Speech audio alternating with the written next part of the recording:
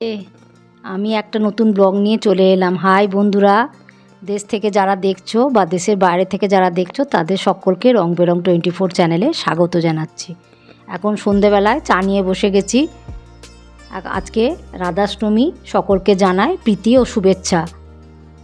মনে মনে একটা আইডিয়া আসছে রাধাষ্টমীতে কি করা যায়। একটু তালও আছে, আর ওইটা দিয়ে কি বানাবো সেই আইডিয়াটা মাথার মধ্যে ঘুরছে। ভাবছি বসে বসে একটু তালের বড়াই বানাবো, কেননা বছরের স্বাদ বলে, বছরে তো তাল সবসময় পাওয়া যায় না।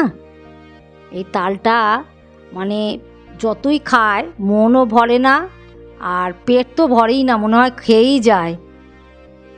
খুব ভালো লাগে। তোমরা কে কে পছন্দ করো তালের বড়া কমেন্টে জানিও। এ চা খেতে খেতে আইডিয়াটা এলো, তোমাদের সঙ্গে শেয়ার করছি তালের বড়াটা।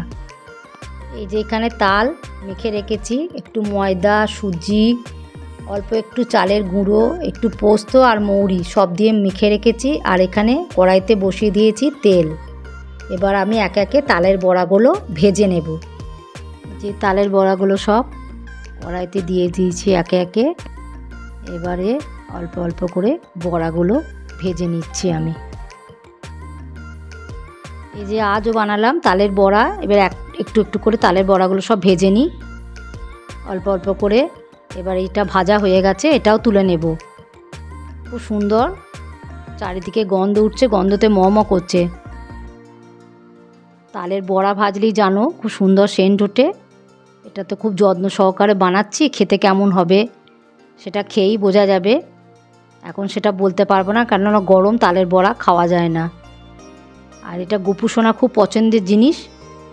তোমরা জানাবে কেমন লাগলো ব্লগটা, পুরোটা দেখো ব্লগটা। এই যে তেলটা লাগে, কিন্তু কিছু করার নেই, বছরে একবার তেল তো লাগবেই একটু, সেটা তো খরচা করতেই হবে একটু। এই যে সব তুলে নিচ্ছি তেল থেকে একে একে। আমি তালের বড়া ভাজতে থাকি, তোমরা আমার ব্লগটা দেখো, লাইক করো, সাবস্ক্রাইব করো, শেয়ার করো, আর কমেন্টে জানিও। ভালো থেকো, সুস্থ থেকো, সাবধানে থেকো। Love you all.